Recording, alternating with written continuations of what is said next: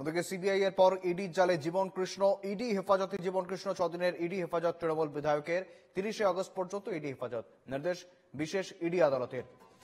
আরো জানবো বিস্তারিত, সঙ্গে রয়েছেন প্রতিনিধি বিনয় রায়। বিনয়, কার্যত আমরা দেখলাম নাটকীয় পরিস্থিতি এবং অবশেষে ইডির হাতে গ্রেপ্তার জীবন কৃষ্ণ। বর্তমানে 6 দিনের হেফাজত দেওয়া হয়েছে, তাকে ইডি হেফাজত দেওয়া হয়েছে। কি আপডেট রয়েছে?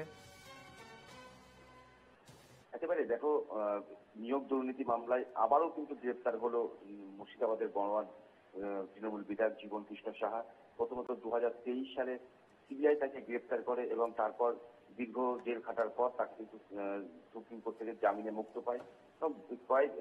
কিছুদিন পরেই আবার কিন্তু তাকে জেলে ইডির হেফাজতে যেতে হয়। তার কারণ হচ্ছে গতকালকেই ইডির আধিকারিকরা তার বাড়িতে হানা দেয়। তার বাড়ি শুধু নয়, তার নিকট বেশ কয়েকজন আত্মীয় তার বাড়িগুলোতেও হানা দেয় এবং সেখান থেকে গতকাল দেখেছি আমরা নাটকীয় একটা পর্যায়ে চলেছিল।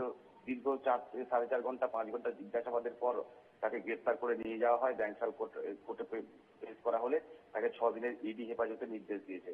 এবং তোমাকে জানিয়ে রাখি শুভেন্দু, যে এই জীবন কৃষ্ণ সাহা গ্রেপ্তারির পর যেমন মুর্শিদাবাদ জেলার রাজনীতিতে শাসক দলের একটা বড় ক্ষতি হয়েছে বলা যেতে পারে। তার কারণ কিন্তু মানুষের মনে, সাধারণ মানুষের মুখে কিন্তু এই নিয়োগ দুর্নীতি নিয়ে যে কথা উঠছিল এতদিন ধরে, সেটাতে যে এটা যে প্রমাণিত, সেটা কিন্তু এই জেলা রাজনীতিতে কালকে দেখা গেল। এবং তার পাশাপাশি এই বিরোধী রাজনীতি যারা রয়েছে তারা কিন্তু শুধুমাত্র এই যে জীবন কৃষ্ণ সাহা একজন এই নয়, এর সঙ্গে আরো অনেক বিধায়ক রয়েছে, মুর্শিদাবাদ জেলার আরো অনেক বিধায়ক রয়েছে যারা এই নিয়োগ দুর্নীতি মামলায় জড়িত। তাদেরও কিন্তু এই ধরনের শাস্তির দাবি জানাচ্ছেন এই মুর্শিদাবাদ জেলা তথা রাজ্যের সাধারণ মানুষজন।